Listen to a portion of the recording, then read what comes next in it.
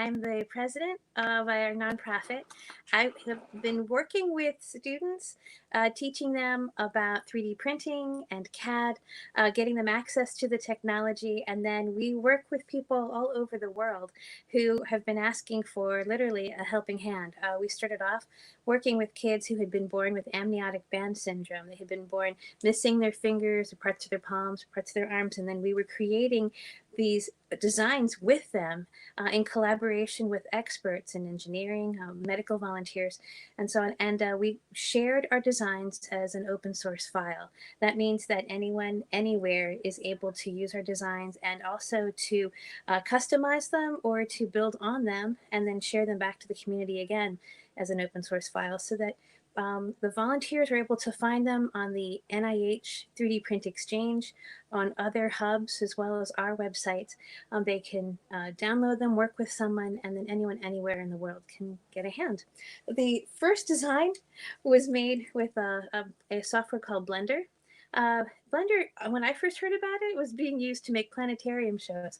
It's a very sophisticated way of designing on the computer, but there are kids who are designing for themselves using Tinkercad and other free platforms so that they're able to modify them. The very first design was body powered. When you bend the wrist, it will lengthen the cords at the wrist and shorten the cords at the fingertips. And then when you relax, the energy had been stored in these elastic cords, and that's what pulls the hand back into the open position. So it's a body-powered prosthetic considered a Class 1 medical device by the Food and Drug Administration. We innovated from this design very quickly to this one because e-NABLE as a collaborative method is always getting feedback from the people who receive them and the people who are printing and making them so that the next one's always better. And so this one had more room here in the palm, if there were nubs of fingers, for instance, or some more of the palm that needed to be contained. At that point, we were still using the Velcro to also to shape the basket that someone would slip the end of their limb into. The people were asking for more slender fingertips. So we realized that more girls asked for hands if we thought to put the design of an impression of a fingernail there. They would decorate that and color that. Some people even asked if there was a way to swap the fingernails so that they could paint them and decorate them and take them off and use the hand for something going to the next event with a different color scheme. So it's been interesting to work with people and see what they ask for. Kids who are designing for themselves are not interested in what people expect to see at the end of their limb. They want to be really, really good at something. They want to have, there's one boy named Cool Hand Luke, little Cool Hand Luke on Facebook. One of the first things he asked for was a second thumb on the other side. He wanted to know if we could copy this and paste it over here. And that way, when he caught a ball, it wouldn't roll out the edge of his hand. He would be able to trap it. He wanted to be really good at softball because that was the most popular sport with his class. So we started off with that. And then he came back to us and said, that worked great. But now he wanted to have more fingers with extra knuckles. So we said, sure, of course we can do that. But what would you like to do with that? We'd love to know. And it turned out that when he played with his Star Wars lightsaber, his neighbor was knocking it out of his hand. And so he wanted to have more fingers so that he could grab it and more knuckles so he could wrap around it. And that's the hand that he used that summer to learn how to kayak. The people who innovate to hold things better have there's something called the Python hand as a model, and there's different ways of attaching things to the hand. But we'd like to make sure that when we're innovating that we include people as subject matter experts, even if they don't know anything about what it is like to live with an upper limb difference or what it is like to design on the computer or to 3D print.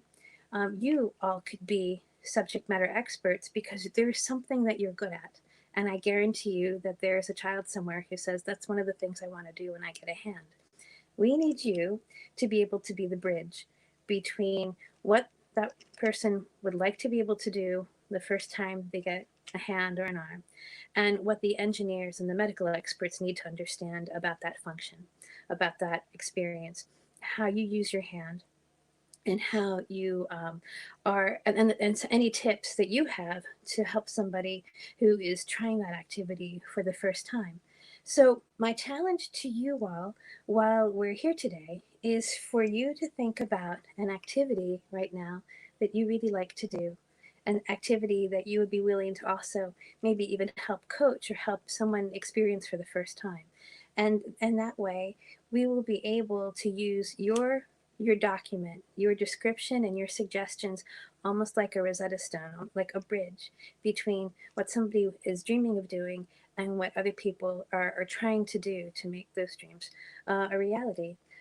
So, if you could, I'm hoping that you all anticipated that this would be a bit interactive, or that there would be a component where you would be active. This is a great time for you to grab a piece of paper and a pen, and start sketching out your ideas for your favorite activity that you can be a subject matter expert about and what you'd like to do. For people who like to cook, I would suggest at the top of your page if you could please either list ways to protect that hand from heat, or to state at the top of the hand that design that it needs to have some heat resistance to it, so that when the team that's working on the cooking hand gets it, it's not something that they forget when they ask for the materials to 3D print with. They'll need to have some kind of heat resistant materials. Now, while you're doing that, I'd like to show you some of the things that we use as tools in our work. Okay, so this is another example of 3D printing. This is a model of Hogwarts. It didn't really come out. There's some flaws to it. I'm sure that those of you who are very knowledgeable about the design realize that some of the turrets are missing and things. But what you can see here is that as a design, this is really, really tall. So one of the things when people design online, they're able to slice the design. And you can see here that there were efforts to slice and to put this together. It didn't quite mesh. It was an attempt. Always best to try and figure it out. But at any rate, that's why I still have this one. But so this was a way of trying to create something very large from a small 3D printer and a 3D printer bed. And that's one of the things that we have experts to help teach. This I'm going to show you. I'm going to swap my camera. Is a 3D printer. Let's see. And front camera, let's go to back camera. Here we go. So, these are examples of arms I was going to show you in a little bit. So this is the back of a 3D printer. And as you can see, this is easy to navigate because its walls are made out of acrylic. Everything is carved into the acrylic, so it's really easy to figure out or build. We're going to be building 3D printers with people who've never done that activity. And this is a really good model for it. Now that silver plate there, that's what they call the bed. And as that bed is moving back and forth on an X and Y axis, here, let me show you with this printer. So as it's moving this way, then you also have a printer head that is moving in this direction. And that is going to give you your X and Y, and then the Z is just a way of building up. So this is the Z axis, and it very gradually goes up a teeny tiny bit after it's finished with that layer of the pass. And so you can see here on my trunk here that there are lots and lots of layers to the 3D printing. In fact, it might even be easier to see on this hand here. That's what makes it look almost like it's got a wood grain to it. So it can take a very long time to add some material to the printer bed and then go up a teeny tiny bit and then add some more. The filament that we're using right here on this spool, you can see here it's probably like the weed whacker filament you might be used to. Sometimes there are proprietary spools that only fit in one kind of machine like this, but it's also possible just to print from your standard spools. When that filament comes out, it's about the thickness of your hair. And so that's just depositing a little bit at a time on the printer bed. And then we take the pieces and we assemble them and we put them together. So you can see that the engineers have made the designs even speak to you. There are square holes and round holes. The pins that we 3D print go into the square holes, and then the heads of the pins fit into the square hole and hold it into place. This is an example of filament that's a little bit, let's go back to this one. It's a little bit non-standard. So this filament is is augmented with wood fiber, and so when you 3D print with it and it freezes, it looks like you've carved something. So it's possible to print with some really exciting materials, and it's also possible to print with recycled materials. So there's an effort called Project Alchemy in e-NABLE, where we are trying to break down things like the water bottles of emergency responders and students, turn that into pellets, from that spool it into filament. Some people have been calling it enablement, and then 3D print with it. So there are people who are experimenting with that filament and doing tests. I'd like to talk to you about a group called Million Waves Project. They have been asking kids to help with gathering the waste plastic that is around where they live. And return that plastic to the recycling stream. Some of the people that they have been giving arms and hands, the material has been made with the recycled nylon that has been gathered. The things like the nylon from the monofilament from fishing and from nets, from the net bags that we get our oranges and produce in, and so on. So that's another project that we have been working on. Some kids have been taking that recycled bottles, the recycled bottles, and putting the non-recyclable plastic into it to make eco-lodge And I have permission right now to build from the eco-lodge to create places for me to teach the 3D printing outdoors, and for me to build gardens that are expanding the 3D printing skills that are learned from e-NABLE projects to gardening projects. The goal is, around the world, once you have a hand, are you able to make another one for yourself? Are you able to make one for someone else? And when you have a hand, how do you sustain yourself? So we turned to gardening projects, and we turned to hacking fabric.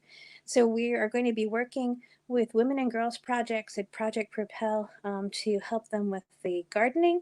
The gardens that they've built initially from eco-lodge floated when things flooded, so they were able to maintain their supplies of food. But they are also going to be hacking fabric with us while they learn to 3D print and make hands in their space. Those are going to the medical volunteers, and then we're stepping it up a notch and bringing everything together in this fall, where they're going to be sewing the sock that goes over the terminal end of someone's limb, and they're going to be adding the electronics to add lights to someone's limb. So they're going to go from having no knowledge in some of these advanced technologies to making PPE and helping with producing the sock and the arm or hand. And then finally in the fall, all of us are going to be learning another style of myoelectric design, where it picks up the signal from the brain and uses that to open or close the limb. People are going from knowing nothing to knowing quite a lot using their service learning. The service learning is great in the classroom. It's going to help to build up or reinforce the skills that you're learning in the classroom, but it also is really dramatically helping people make it relevant right away. So the experience in e-NABLE is that we have to stand for helping a community and bring it together. That e-NABLE is peace building and bridge building, that we have to empower people and give them access to the technology and the learning. Even if it's in an informal fashion, that can make a dramatic difference in what they're able to do and how they see themselves, how they can advocate for their own needs, and then realize they're advocating for others, and to help triangulate their solution to a place that has the same need and help them customize it for themselves. And then we have also a mentorship, so that we're able to continue as a community together to teach each other. The need knowers have so much to teach us to make us better engineers. And the people who have been experiencing these technologies and this training for the first time are proving again and again that a good idea can come from anywhere, and we have to capture that. Even if the need exceeds what we are currently able to do, it's wrong to waste the pain. So you have to document it, do our best, and also propel that need again forward so that when another solution is available, that we see if it's going to be another option for them. So the one of the other things that I wanted to show you as part of our project Alchemy is asking people to help us, even if they're at home, to understand how we're able to use the solar power and wind power that's available, and be able to use our solar generators in order to send files and scans remotely, have someone adjust it or change it, be able to send it back to us, and for us to show that we're able to 3D print it. So I wanted to show you some of the things that people have been working on as middle school and high school students. This is one of our solar generators. It's called a Yeti. It's really easy to use. It stores an awful lot of power. We can 3D print for several days outside.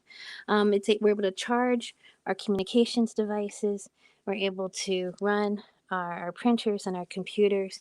And then we're also able to simultaneously power from the solar panels like these in order to um, uh, continue to get the power from the sun even as we're working. This is a briefcase system. So it's just a matter of opening the sides of the briefcase up and being able to plug it in and have it run. This is an example of some of the PPE that's being manufactured all over the world, really, by young people at this point. There are 14 million pieces, over 14 million pieces, that have been created by makers that have been supplying the need because of the broken supply chains and the incredible demand during this pandemic. So this is an example of something that's very easy to 3D print and for kids to be able to assemble just by snapping it onto the pegs. It's lightweight, doesn't fog up, and it's something that people can customize the bottom of. So if you're short like me, you can look down and keep taking notes without having your face shield pop up. But the need for these is absolutely huge. So if you're not able to 3D print, we can send you materials so that you're able to assemble them, send them to someone who will sanitize them and get them to a medical volunteer. If you just want to work with the women who are working on fabric, well, it's mostly women and girls. I didn't mean to be sexist about that, but that's the way that seems to be at the moment. I don't know why. But there are jigs that you can crush the fabric into, just sort of sandwich it, and when it folds the fabric, in between the two 3D printed jigs, it automatically pleats the fabric. So then it's very easy to just get people to do it's very easy to get people to do straight sewing in order to create the fabric masks. So this is another way that we can help people who are working in the field, I mean in the medical field or on the ground, to have the fabric masks and face shields in order for them to work safely. It's something that a lot of school children are going to need very quickly, and it's something that essential workers need. So we wanted people to be able to make for themselves, to make for the people who are counting on them, to sustain themselves. But we also were trying to connect them with the open source medical supply movement, so that they're able to give them to the people who need them most. And then for people who are able to pay for the supplies, for them to have that as dignified work at a living wage. And one example of this group would be Dent Education in Baltimore City. When the school system here collapsed, and the kids were trying to earn funds by doing the squeegee cleaning of windshields on the corners, they had to stop and get indoors and shelter.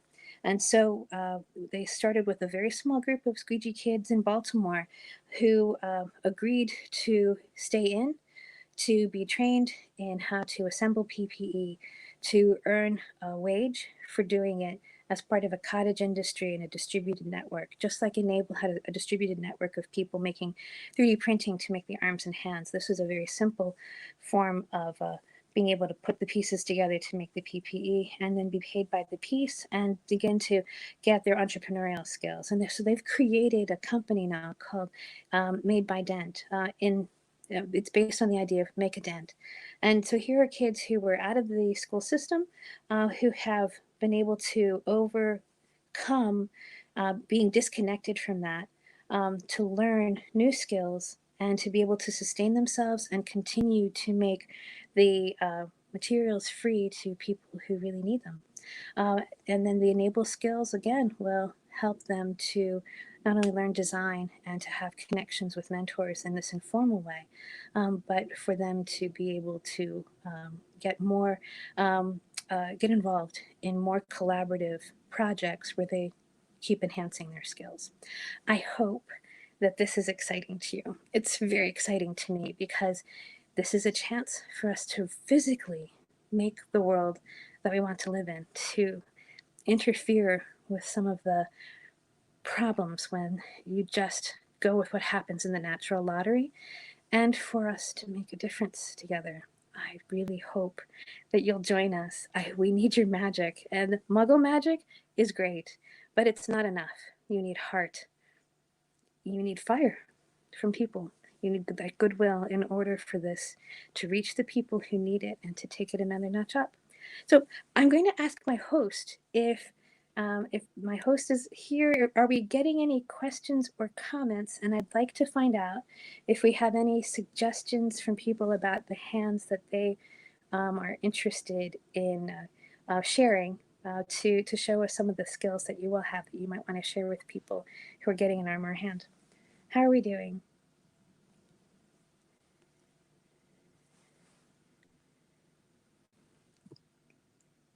Let's see. If I go to the chat, will I be able to see it? Hey, there we go. Okay. Oh, thank you, Amy. That's fantastic. Oh, I'm so glad. Okay, so do we have different 3D printers for different purposes? Yes, we do. Okay, so the one I showed you, or actually the two I showed you, are really basic, and they print with the PLA, which is basically like your water bottle kind of plastic, or PETG. It's another plastic. The G is an extra glucose. And those are your basic kinds of plastics, but there's some that would 3D print with nylon that's really rugged. There's some that will 3D print in carbon. Those are fantastic because it's really, really lightweight, very, very strong. And they're like, I mean, it's like metal. And one of the things that I absolutely love about that is that the people who are good at carbon printing are mostly students right now. They have been innovating ways to add arms to satellites, you know, those little cube satellites.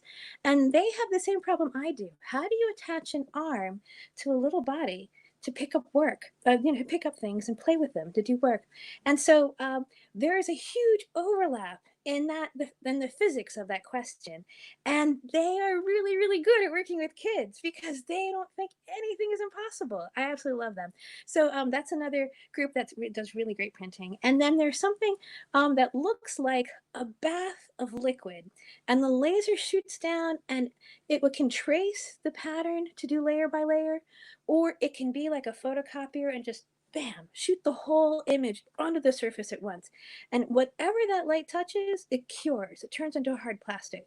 So as it is created and sinking into this bath of plastic, you see this thing forming, and it's so clean, really clean. And so the basket just comes up at the end and scoops up those pieces, and then we get the pieces and put them together. But they are super strong. And so I'm looking at that as a way for us to not only get pieces that would be really good for like the wrists and some really rugged work, but it would also be something we could electroplate and that would be really good for working with veterans. I would love that. Okay. Oh, thank you, Amy. Okay, and so there are certainly other kinds of printers as well. There's binder printing, which looks like you're fusing together powder. If you came with me to my field trips to the FDA, they do binder printing and they will create medicines that are specific to the person that they're for. And they're binder printing that. Other people, when they're 3D printing, there are kids in high school who've been 3D printing with bioprinters. It's extending their 3D printing skills from e-NABLE again. My best designer in Colombia, Bogota, Colombia, he is a bioprinter. So we make sure that we do a couple of hands-on sessions doing bioprinting, and that's the dream, is one day for us to be able to give someone a real arm or hand. That's a long way away, but that really would be magic. I would love that. Okay, let me see. Oh, you guys are so great. Other people that we've 3D printed for, but who've not actually received the design, they've just helped us to donate the design, are the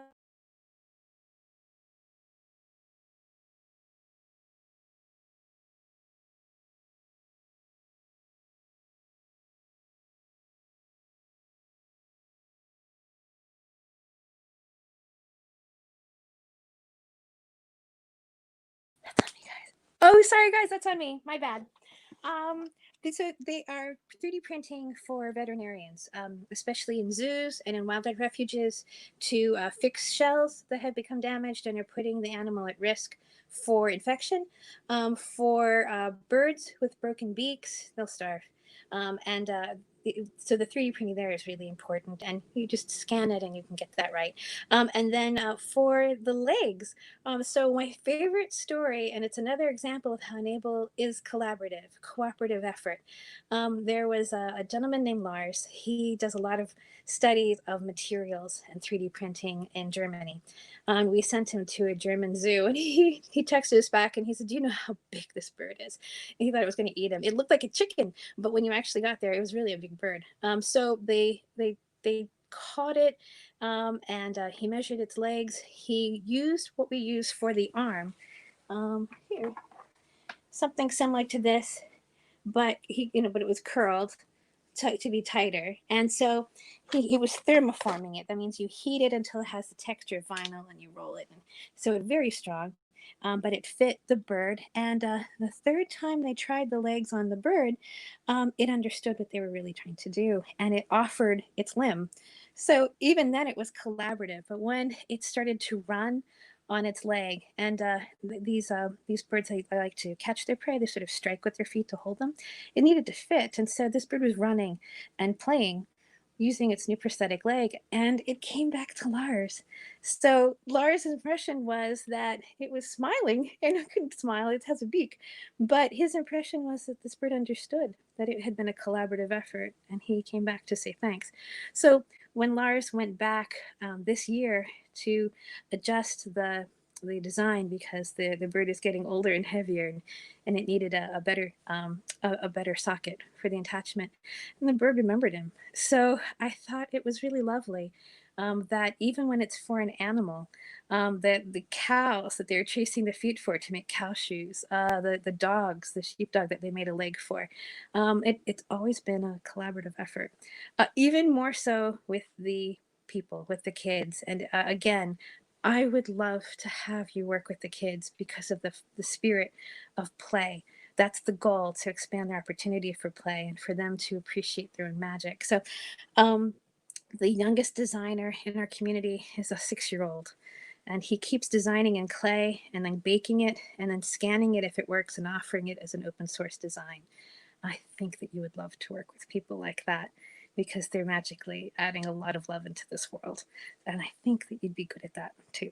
So I hope that those are good um, ways of you getting an insight into who and what we are and what we're about around the world. Even though you haven't met all 11,000 of us, we are in over 100 countries. If people are good at translation, I'd love that. If people are good at journalism, I need you to tell some stories. And if people are good at just being able to help advocate, oh, please do, because I need to make sure that the engineers and the medical volunteers keep their vanity projects to the side. It's the people that these are for that come first. They are the ones who are driving that collaborative research project. And having you as their advocate in the citizen science project would be one of the best gifts that you could give us, truly. Okay, I think my time is up, but I would like to check the chat one more time. Do you have anybody who's willing to share what their design was? Live comments. Um, I'm sorry about the technical difficulties. That's on me. Oh yeah, always helping animals. Can anyone get involved? Oh yeah, absolutely. In fact, we have three different kinds of tools. Sorry, we're working on some of the medical tools because when people receive an arm or hand, there are some field-ready designs like microscopes and stethoscopes, laryngoscopes. Those kinds of tools are being worked on, especially in the pandemic. There are things that you would like to leave the hospital, but you don't want them back. And so having 3D printed tools like that would be great. Things like tweezers and other kinds of kits. Those are the things that IV bag clips, umbilical cord clips. Those are all things that people are working on design and are 3D printing for their makerspace in their hospital or their clinic and to keep themselves and that clinic afloat. There is a whole collection of over 200 tools that are literally tools. They're like, if even if you still had your hands, they would help you do other tasks. And then there's another collection that was from a challenge called Envision the Future. And it's for people who have vision impairments, who are recovering from traumatic brain injury, or might be on the autism spectrum, people who need to learn in a tactile way or can be helped that way simply because the stimming is going to help them keep focus. And so those teaching tools, that collection needs some love, even if it was just to help me catalog it better so people knew it was there. But we're working with other schools and in particular, I'm thinking right now of SUNY Polytechnic Institute in New York. The clinical investigator that's leading there is working with veterans and working with children in a school for the blind. And we are trying to make that collection easier for them to understand the functions of the different designs so they pick the right one for them, and then for us to design with them. Let's see. Can you get involved? Oh, yes. In any kinds of um, collaborative design. So anything that's going to help people to navigate this world better is part of what we need to work on. And honestly, I think that might also include tactile information so that you can share the information, you can update it on the fly, but you can always sanitize it and then recirculate it. Um, let's see. Okay. And then there's raised black line. So if any of you are engaged in teaching and working with people, I would love to share our guidelines for 3D printing Braille and for raised blackline. And that would be a way for you to get help in what you're doing and for us to get better feedback. If you are teaching and you're teaching kids who are included in your classroom, there's the e-NABLE Educators Exchange, and that would help you with how to make adjustments to even the screen for the software. If you were working with kids who are gradually losing their vision, that will help them to see the cursor better and to highlight the contrasts and the colors for some of those graphical displays. And if you're working with the really little ones, we have a no STEM tech box. Initially, it was for teaching STEM to people who didn't have access to technology. I'm sorry, it makes me I get excited. But it's a way for people who might not even have access to the internet to learn some basic coding concepts offline through crafts and through dance. And then for like the chicken dance. The chicken dance is a great way to teach nested loops, right?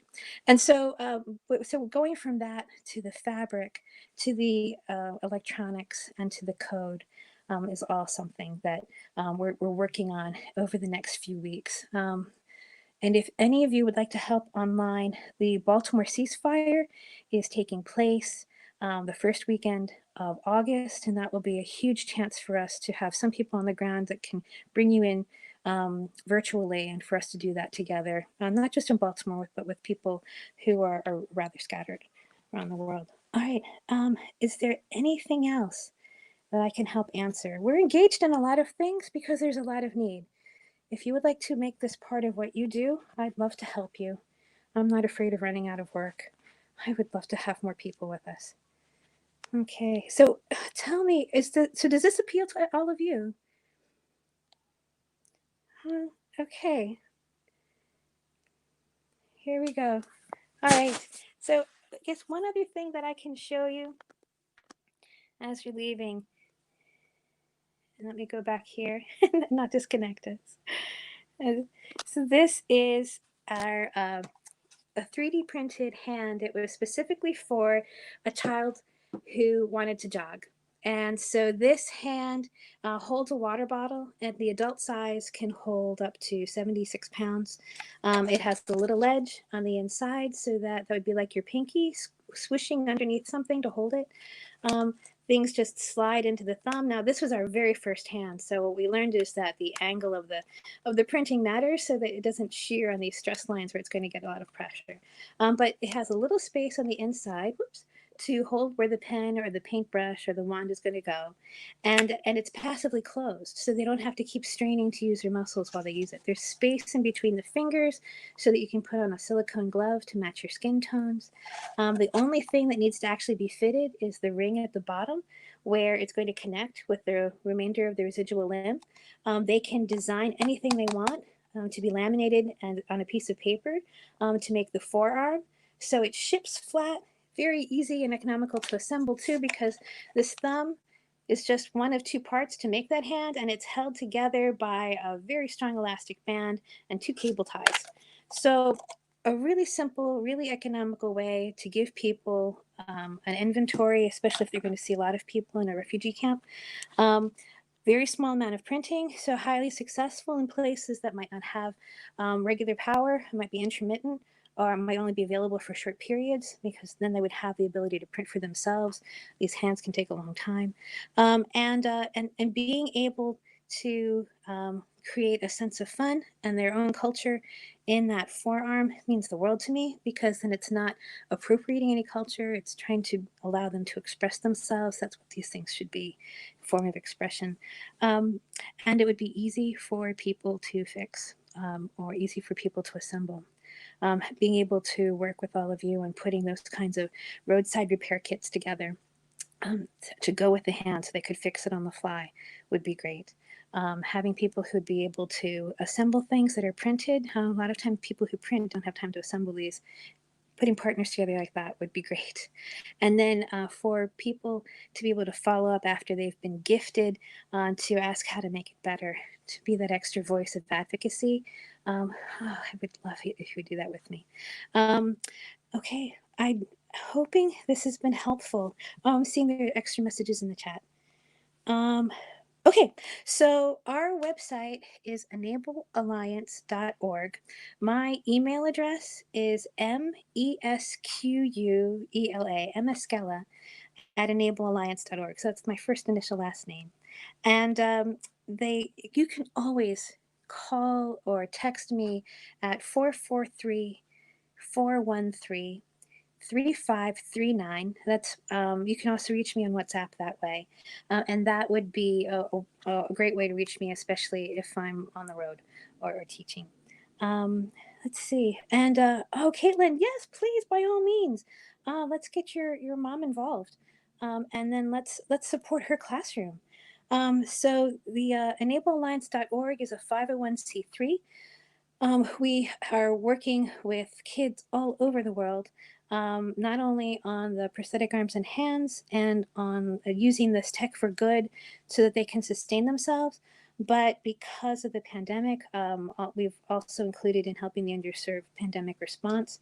And we would absolutely love to have a small workshop or ways for you to support some of the journalism, translation, or other education that is taking place with kids who are just learning very basic skills and so on. Okay.